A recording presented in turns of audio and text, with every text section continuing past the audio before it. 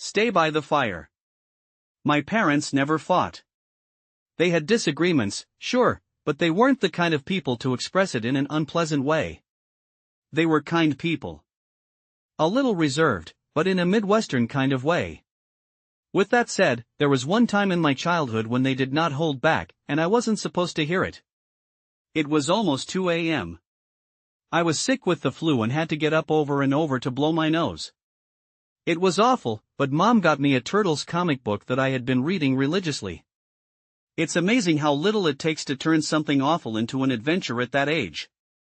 I got up and headed for the bathroom after another bout of sneezing, when I heard loud voices coming from the kitchen. It was unusual. I'd never heard them talk like that before. My dad just didn't get angry. "We can't pretend like nothing's gonna happen," he said. "We can't send him out unprepared." "So you're suggesting we drop this on him? Here and now? You think it's better to have him live his entire life in fear?" "I think it's better for him to have a goddamn life to begin with." Dad was furious. His eyes were red. Had he been crying? Mom sat at the dinner table, covering her face with her hands. She couldn't stop sobbing. I'd seen her cry at the movies a couple of times, but never like this. "Maybe it stops with us," she sighed. "Have you considered that maybe this is it? Have you considered the alternative?" Dad sat down across from her, taking her hands in his. "We don't have to make his entire life about it. We don't. But can we please just agree to not leave him in the dark? What are you going to do?" "I'll figure something out. I promise."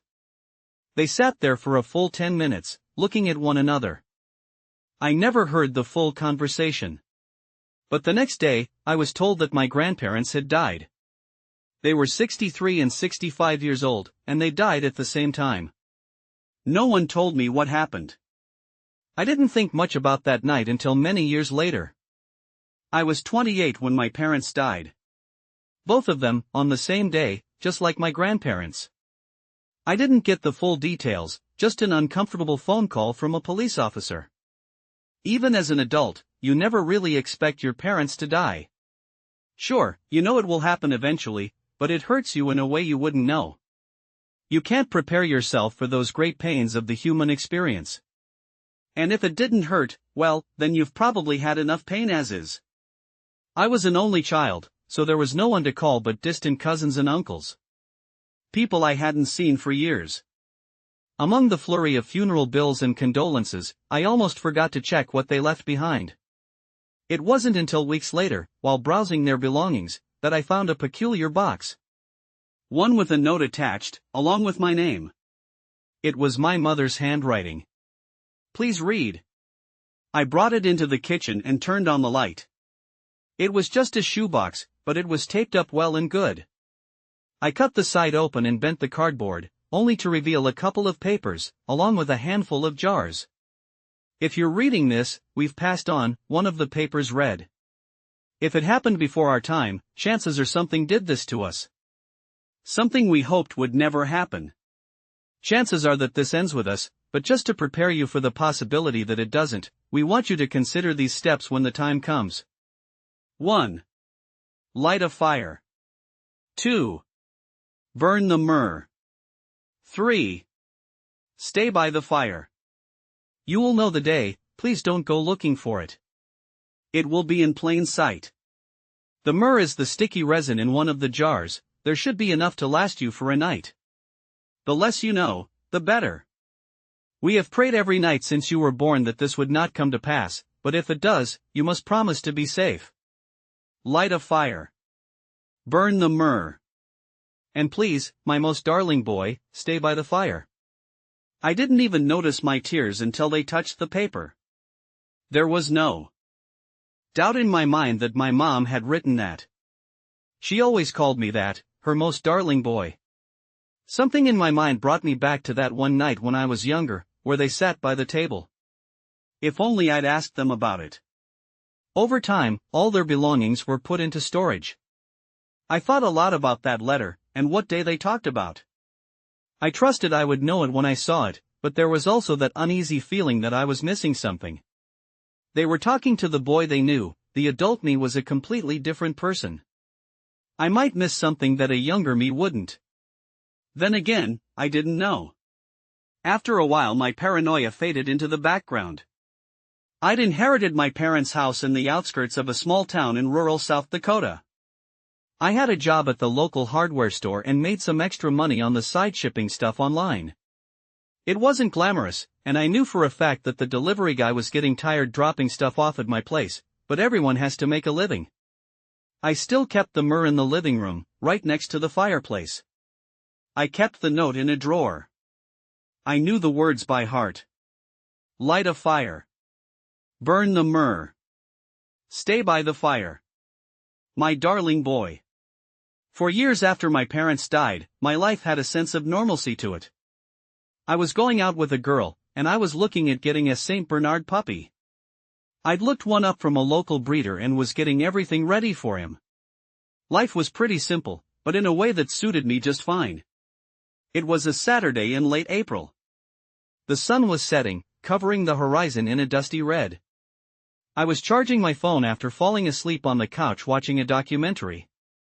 Woke up to a battery warning. It's fine to Netflix and chill, but don't get too comfortable or you might chill yourself all the way to a Sunday morning you didn't ask for. I had lunch with Annette the next day, which I was looking forward to. I'd already laid out my fancy shirt. Ironed it and all. Then I heard something outside. Hey, a voice called out. I need to talk to you. I didn't get a lot of visitors, but I knew most folks around town.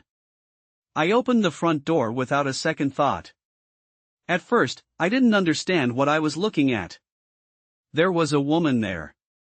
She was a couple of years older than me, but I'd seen her around town. I think she worked at the flower shop. They had those weird blue sunflowers in the window. I saw them every morning when I drove to work. She had these dark eyes and short curly hair. Her skin was about the same shade as the wood on her shotgun. Yeah, a shotgun.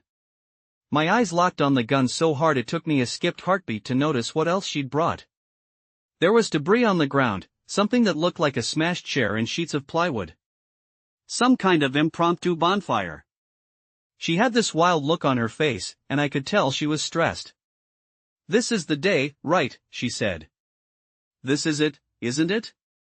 What day? What are you dash? I took a moment to collect myself. Why do you have a gun? He told me to bring it. Bring the gun, meet up by the easternmost house, light the fire. Burn the myrrh, I added. And stay by the fire. Myrrh, she scoffed. What do you mean myrrh? She lit up the bonfire with a thwomp. She looked exhausted. She pulled out a camping chair from a backpack she'd brought and sat down, dropping a pack of marshmallows on the ground. I went inside and threw my firewood into the fireplace. My hand was shaking so bad I accidentally pinched a finger. Got a couple of splinters too. I just threw it all in there, spritzed some fire starter on it, and lit a handful of matches. Another thwomp. The heat burned into my eyes, as if telling me to slow down. I grabbed a handful of myrrh from the jar and threw it into the fire. As I was about to close the jar when it slipped my hands. Trying to catch it just made it worse. I ended up spilling it all over my fancy lunch shirt. I let out a squeal that the lady outside must have heard. She said something, but I couldn't hear what. I ended up opening the living room window, letting some of the smell out. Myrrh isn't very pleasant, it's like burning wet mushrooms. I had a clear view of her from there.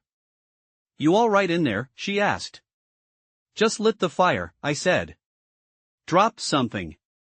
What was that about myrrh? They told me to burn it. They said that'll help. So you weren't told to go here? You were told something else? I live here, I said. They just said light a fire, burn the myrrh, and stay by the fire. Yeah, she nodded. Bring a gun. Go east. Light the fire, stay by the fire. You know what you're supposed to do with that thing? If your dad uses his final will to tell you to bring a shotgun, you bring a shotgun. His will? We took a step back and started from the beginning. Her name was Marilyn. She was 4 years older than me. Turns out, her dad died on the same day as my parents. In his will, he'd left something similar to what I got, but the instructions were slightly different. Marilyn had been told to bring a gun, and to head to the easternmost house. There she would light a fire and stay by it. There were a couple of things we had in common. Our parents were roughly the same age and from the same area. Vastly different lives and jobs though. But the fact that her dad and my parents passed on the same day couldn't be a coincidence. I ended up sitting on the windowsill, 1 foot out the window. The flames in the fireplace flickered back and forth, licking away at the wood. The sun was almost completely gone, bathing the flat countryside in long, cutting shadows. I offered Marilyn to come inside, but she wasn't sure if that was allowed. She was supposed to light a fire and stay by it. It didn't say whether she could stay by someone else's fire. She wasn't taking any chances. I ended up sharing my experience with her. I told her about that night when I was a kid, watching my parents have their first real secret argument. Marilyn nodded, letting the shotgun rest on her lap. My dad did that too, she said. Right after my grandmother passed. He was up all night, talking to his brother on the phone. Never heard him talk like that before. Marilyn had a husband and 3 kids, but she didn't want to get them involved. She figured that whatever asked her to bring a shotgun to a stranger's house might be better left unspoken. Instead we sat there, talking about some of the most unsettling memories of our loved ones. Marilyn was the first to state the obvious. I think something killed him, she said. And I think it killed my grandmother too. Sounds like it. But why would it come for us? I dunno, she shrugged. But it didn't sound like it was supposed to come for our parents either. But it did. But why today? I asked. How'd you figure today was the day? She looked off into the distance as she pierced another marshmallow with a thin metal rod. The bonfire was as lively as ever, reaching high into the air. My dad used to sing me this song when I was a kid. You know Bob Marley? Sure, yeah. 3 Little Birds. That was his favorite song. Sang it to me every night. Come hell and high water, he'd sing that song and tuck me in. I've heard every cover of that song, by every singer I can imagine, for as long as I can imagine it. And you know what I woke up to today? She raised the marshmallow to her eyes, inspecting it. It was burned, but still good. There were 3 dead little birds outside my doorstep. She looked up at me, the fire shimmering in her wet eyes. And I knew, you know? I felt that cold. And I don't doubt for a second that today is that day. I looked back at my fire. I threw on a little more myrrh. I believed her. A couple of hours passed. I sat by the window, trying to keep myself occupied. Marilyn was watching something on her phone. I took down a hip flask of whiskey from my liquor shelf. I'm not much of a drinker, but I figured it was as good a day to start as any. Marilyn indulged in a vice of her own, lighting a cigarette. She'd quit about a decade ago when she had her first kid, but she figured tonight was a special kind of wrong. The kind that didn't really count. It was almost 9 p.m. when I looked up and noticed something in the distance. Far out, across the field, there was something bright. Looking a little closer, I could tell it was a fire. I pointed it out to Marilyn. Looks like there's more of us, I said. You see who it is? I barely see the fire. You sure it ain't a car? Cars don't flicker. She rolled her eyes at me and got up. She took a few steps away from the fire and called out at the top of her lungs. Hey, she yelled. You staying by the fire? Someone called back from across the field. I didn't understand a word. Marilyn tried again, slower. You. Staying. By. The fire? 1 word back, 1 syllable. It sounded like a yes. By 10 p.m., there were 2 more fires across the fields, making us 5 people in total. None of the others came to the house, and they all kept their distance from one another. Marilyn was rocking back and forth, trying to keep her eyes open. I could tell the worst stress had run its course, leaving her sleepy and warm. That it was a windless spring night didn't help. "Hey," I said, trying to keep her up. "You ought to burn some myrrh too." Why?" She shook her head, trying to keep herself from going cross-eyed and nodding off. "They were clear about burning it. There's gotta be a reason for that. It smells like old cat, and not like a good kind of cat. You want some or not?" She thought about it and nodded. She took a few steps closer. I put a couple of resin nuggets in a matchbox and tossed it over. She caught it and shook it, making it rattle. "A shitty gift for the King of Kings." What now?" "The King of Kings. Lord Jesus, my friend. You ain't read your Bible?" "I like my books with pictures." "Myrrh was one of the gifts from the 3 wise men," she said. "Along with frankincense and gold." "Gold?" I scoffed. "That's a tough act to follow." "Yeah," she said, throwing some myrrh on her fire. "It's symbolic. Gold for the King of Earth. Incense for the Son of God. And myrrh, well." She threw on another nugget. "That's embalming oil. A symbol of the mastery of death." I don't remember what time it was, but both Marilyn and I noticed someone calling out from across the field. We couldn't tell which fire it came from. Marilyn tried calling back, but we got no response. After a couple of seconds, I saw the distant flames erupt in a burst, only to die a second later. Marilyn got up, gripping her shotgun. Her camping chair fell over, but she didn't even look at it. "Holy shit," she mumbled. "Holy shit, you see that? The fire went out." "He was right by it," she said, pointing. "He was right by it, and it just, what happened?" She tried calling out to them again. The words echoed across the field, but there was no response. Someone from another fire called back. I couldn't make out all the words, but I'm pretty sure I heard the last 2. "It's big." I crept inside and stayed by the fireplace. I threw some more firewood on for good measure, along with a few more nuggets of myrrh. There were sounds coming from the fields. Yells. Screams, perhaps. Another fire died close to midnight.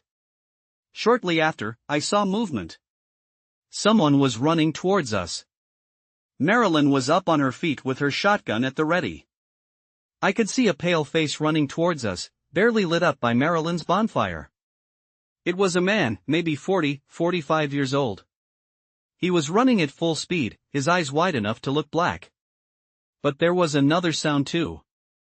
Something akin to a gallop, but with a few hooves too many. As the man reached the ditch by the side of the road, something smacked into him. I saw his white shirt disappear into a bush. Seconds later, there was this sickening bone crunch, fractures popping like bubble wrap. A mangled corpse was thrown out of the bush like a napkin in the wind, leaving a trail of gore on my driveway. Marilyn's fire flickered. The embers recoiled, shrinking into themselves. We looked away for less than a second, but the moment we looked back, the man was gone. All that remained was a torn sleeve, blood, and a backpack. Once the fire flared back up, Marilyn scanned the perimeter with her shotgun. There was nothing there. One more fire shone across the field, but they weren't answering. There was nothing moving out there. Nothing to defend against. We were holding our breaths, trying to hear something. Anything. I don't know if it was my pulse or not, but I swear I could hear that galloping noise by the side of the house. 1, 2, 3, 4, 5, break. That same pattern, over and over. It was big, fast, and I could tell the limbs were of different sizes. Some came in immediate succession, others in a staccato. Before I could say anything, I saw Marilyn grab a piece of wood from her fire. With it, she rushed out to get the backpack. The moment she left the light, the galloping turned from a suspicion to an immediate threat.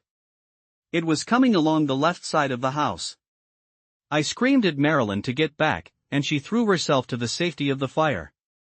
As she did, something ran past. It was much larger than a horse. It kicked up dust, and the edge of it smacked into the edge of my sedan. The whole car shifted 4 feet to the right, breaking the leftmost headlights. The thing just kept going, disappearing into the dark on the other side. I had crawled back into the living room and pressed myself against the fireplace, holding the jar of myrrh like I was cradling my own heart. I yelled at Marilyn through the window. "What the hell are you doing? It looked heavy."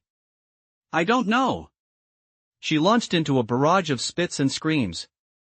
Just peeking out the window, I could see her hands shaking as she cradled her shotgun.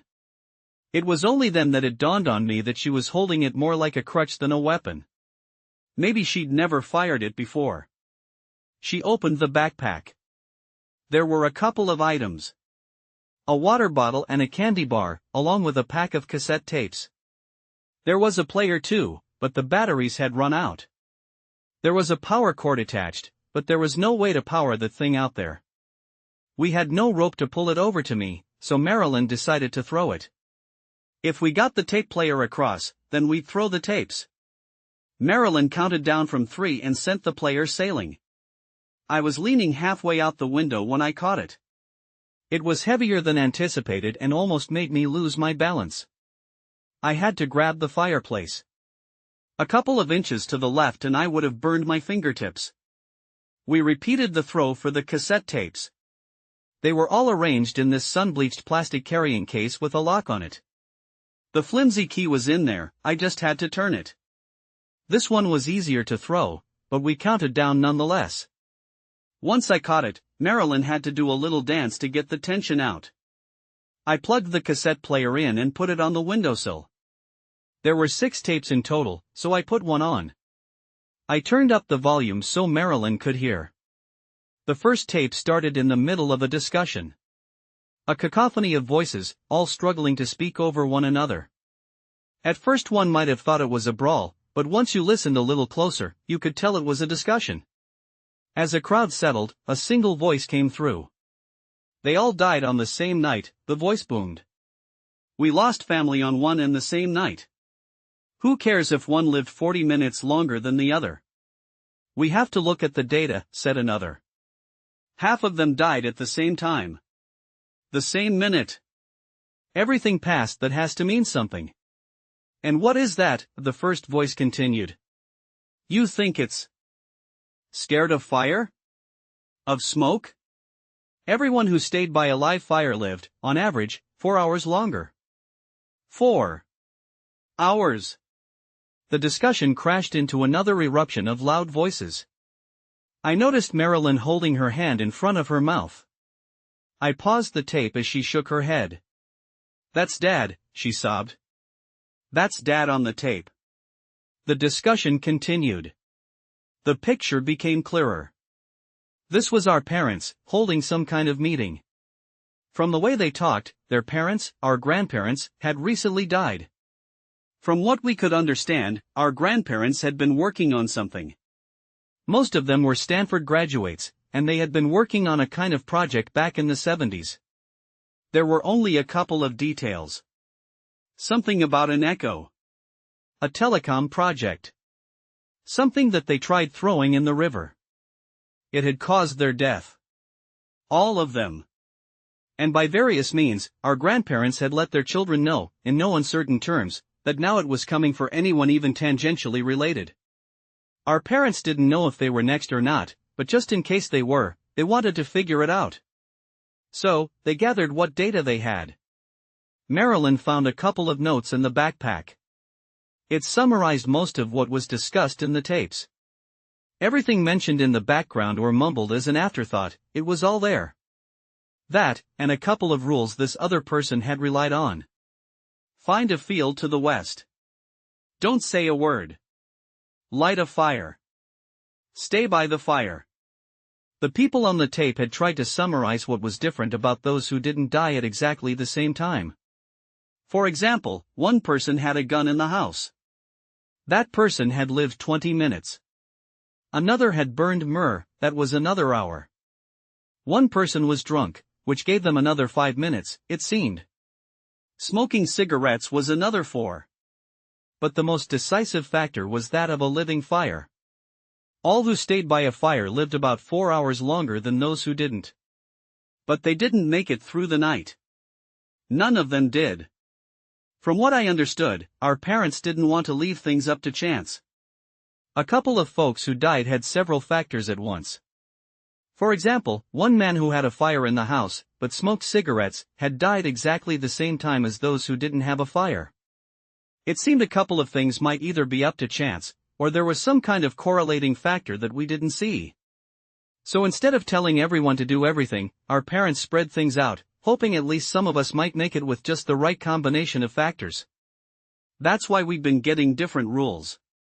They had no idea what the best course of action was. They had no idea what we were even facing.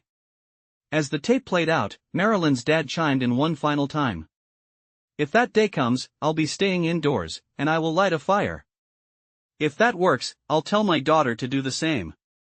If it don't, I'll have her try something else when it's her turn. And I'll be gone." Then, a new voice. "This could stop with us," the voice said. "I won't drag my darling boy into this unless absolutely necessary." "Mom?" Marilyn moved her chair so that she sat with her back towards the house. Her hands cramped around the shotgun. I could see her wince when she moved her fingers. We were looking at that spot of blood on the driveway. No one said anything. As the clock crept past 1 a.m., the last light across the field died. Marilyn checked her watch. 2 hours, she said. "We're just 2 hours in." "What?" "First one went around 11 p.m. It's just past 1 a.m. They said those by the fire live about 4 hours longer." "What are you saying?" "I'm saying we'll be dead in 2 hours unless we try something." She was right. I felt safe and cozy around the fireplace, but she was right. 4 hours, give or take, was the maximum that the fire could give us. At least if the data was correct. We might get a couple more minutes if we combined the other factors correctly. I threw some more myrrh on the fire. I kept playing tapes as Marilyn flipped through the man's notes. They eliminated a couple of factors and added a couple more. It seemed that a fire was the only answer. Electric light didn't seem to have any effect. Our parents weighed in on the things they were going to try. My parents did too. They were going to stay in their car and stay together. That's the way the police eventually found them.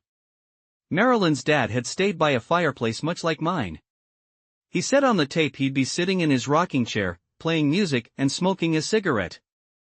We didn't have an exact time of death, but he hadn't made it until dawn. "It's not a solution," Marilyn recounted. "The fire is not a solution. It's not a fix. It's not the whole story. But it gives us time, right?" "Time for what? What can we do?" "We can try something. Or, at least, write it all down. If we don't make it, don't you want your family to know what happened?" Marilyn's face turned ashen. She hadn't even considered that. Then again, if the tapes were anything to abide by, it was better not to know. Apparently, some folks who were completely left out of the loop were left unscathed.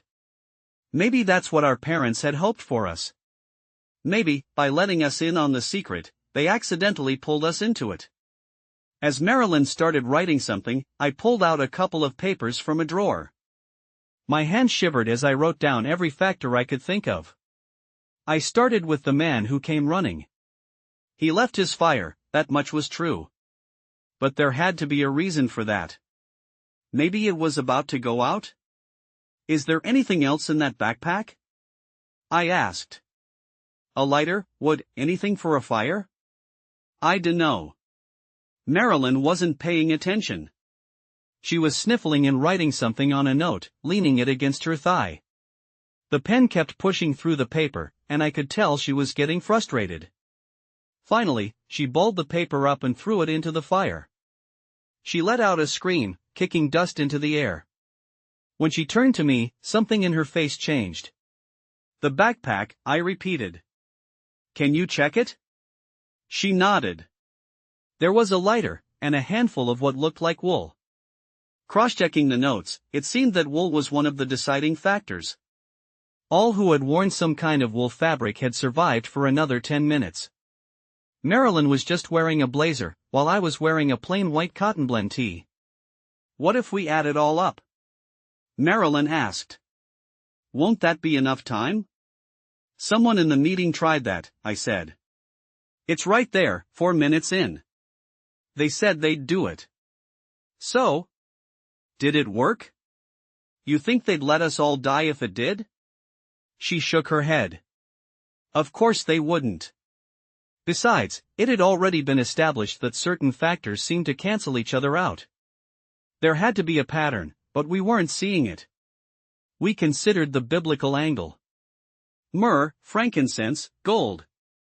Problem was, there'd been one man with incense, and another man who had a lucky gold coin.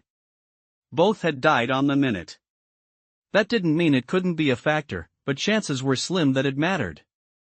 As Marilyn considered setting a trap or even going as far as burning the house down, I heard that sound again. The galloping was coming closer, moving across the field. I could hear the deep thuds as it moved through the mud on the west side of the building. I held up a hand to Marilyn, and she immediately shut up, raising her weapon as she did. It was darker outside, and the fires looked smaller. As something moved in the field, I saw Marilyn sweeping the shotgun left and right, waiting for something to show itself. I could hear it breathing, these big, long breaths. The irregular thud of its legs echoed as it dragged itself by, just outside our vision. Then, a noise. Like a sharp inhale, followed by stuttered clicking. It stopped moving. It exhaled, and Marilyn's fire flickered. Her breath turned into a cold cloud as her teeth started to chatter. Her fire was dying. As the thing began to move, I could hear something shift. An intensity. Intention and direction. It was heading for my house. Marilyn looked down at her dying fire, watching full flames turning into dying embers in a matter of seconds. Inside. I cried out. Now. She took a step away from her fire as something moved down the driveway. As the last ember snuffed out, something smashed into the ashes, sending the pulverized charcoal spewing into the air. Marilyn unleashed the double-barreled shotgun as something ran her down. She must have hit something. I heard a noise, and the thing changed its angle of attack. It was going to run straight through the house, but it ended up crashing into the wall of the guest bedroom. I could hear the window shatter and the bricks break as it scrambled to get away, keeping the momentum. Marilyn was mangled, thrown straight through the front door, which hung from broken hinges. I could hear the thing coming back around. It was still moving, turning for another go. Marilyn was out there, in the hallway. In the dark. She was out cold. And it really was cold. I could see my every breath forming in a puff of white smoke. I broke the third rule. I didn't stay by the fire. Running into the hallway, I could hear the thundering coming closer. I took Marilyn under her arms and dragged her back into the light of the fireplace. She got her foot stuck on the corner of my couch. The sudden pull made me lose my balance, falling backwards. As I lay there, I heard those big steps slowing down. It stopped short of my front door, poking at it. The wood came loose from its hinges, pieces smacking into the floor. Then I saw a hand reaching in. It had this gray texture, like old leather. For fingers of various sizes. Not like our fingers, where there's an opposable thumb, index finger, and so on. No, it was all off. One finger had 4 joints. One had 2. One was really long and curled outward. It was feeling the floor, its sharp black nails scraping against the wood. It was so gentle. It was reaching for Marilyn. I pulled her back a little. Just a couple of inches. That was enough for the hand to retract. All without a sound. I moved back toward the fire, throwing some more myrrh on. Marilyn's eyes were open, but I could tell she was concussed. Her right arm was broken, but she didn't seem to notice. I had to call for help. I didn't know what I would say, but I had to try. Picking up my phone, I input my password and stopped. There was a black square blocking most of the screen, and it started making this awful high-pitched sound. I dropped my phone, cracking the screen. Marilyn rolled her eyes at me. Point 4, she mumbled. Those on phone. Died. I blinked. It took me a moment to realize she was talking about the notes from the tapes. People who had called for help didn't survive as long as those who didn't. Was that a factor? The fire flickered. I could only stay by the fire if there was a fire to stay by. Time was running out. As the flames shrunk, I tried to put on more firewood. It didn't work. The flames weren't biting anymore. I tried putting on more fire starter, emptying half the bottle and spraying my fancy shirt with a good handful of it, but nothing worked. It's like the fire wasn't hungry anymore. It stopped trying.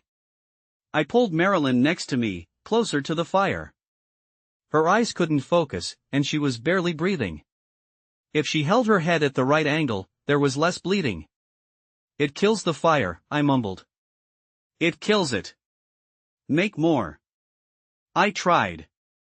Using my matches, I tried setting the frills on the carpet on fire.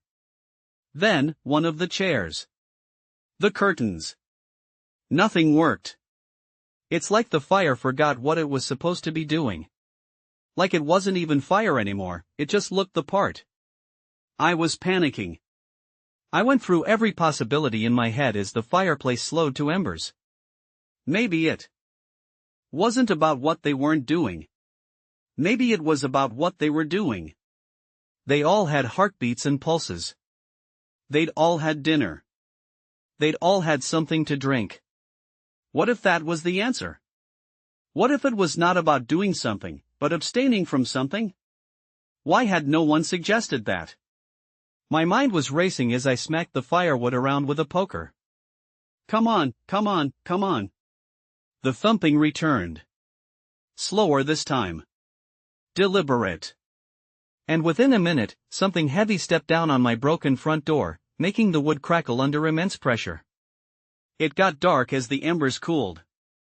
I held Marilyn close.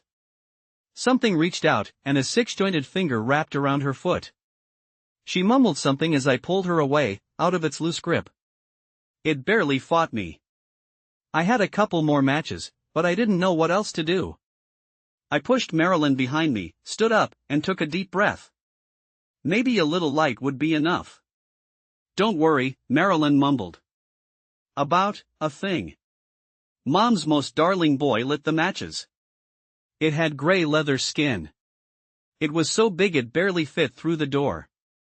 There were limbs, but different sizes. It's like something that forgot what people were supposed to look like, and how big we were supposed to be. The eyes didn't look right. They were aligned to the sides, like a horse or a frog. They were big. Too big. So big I thought they'd pop out of their sockets. I couldn't even see all of it as it moved. Maybe that head wasn't the head. Maybe the arm wasn't the arm. But something like a mouth opened and inched closer, and its teeth were dripping with a charcoal ichor. The matches slipped out of my hand. All fight ran out of me. I'll be the first to admit, I would have given away anything and everything at that moment. I just wanted to live. The matches landed on my fancy shirt. The one splattered with fire starter and myrrh. The tiny specks of resin glowed as the ember reignited. I looked down. There was a fire in there. Deep, deep inside. I grabbed the shirt, wrapped it around my hand, and blew. An ember breathed. I blew again. A stuttered click came closer as something heavy dragged itself across my floor. I wrapped my whole arm in that damn shirt and waved it like a goddamn flag, screaming at it to please just work. And then, it flared up. My entire arm lit up in flames. Half a dozen eyes blinked and turned away as that leathery thing scrambled into the dark. It was too big to turn. It screamed in fear, and I screamed in pain. I stepped forward, as if the flames themselves pushed it back. I stretched my arm out to keep the pain from my chest, hoping the fire wouldn't have time to spread. I stepped forward, it stepped backward. It crawled on its belly into the guest bedroom, only to roll out the window. I could hear the crunch as its weight thudded into the bushes outside.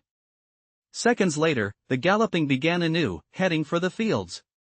I ripped away the shirt, stomped it out. I was burned all the way up to my shoulder. I fell to my knees, as I noticed the cracked screen on my phone light up.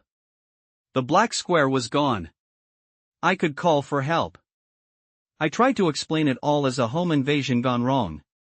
I wanted to say exactly what it was, but Marilyn recommended against it. After all, this thing tended to attack people who knew about it, according to what we'd learned. It was better to keep quiet. Safer. We made it through that night, albeit with burns and a severe concussion.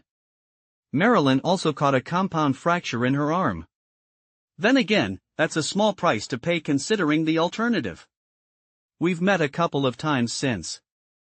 We've written up what we know in a way that we can present to children of our own in case of our sudden death. After all, who's to say this thing won't return? We don't know the rules. No one does for certain. I did look up a couple of children of other people who attended that meeting. Some died that night. Others were fine. It seems that all are not treated equal. There are factors we have yet to understand. In the end, I stayed by the fire. Any fire. Even if I had to become the damn fire. I don't think that's what my parents wanted me to do, but in the end, it comes down to what gets you through the night. Sometimes we don't have the luxury of walking the straight and narrow. Sometimes we have to burn. I haven't had another day like that since. I reckon I never will.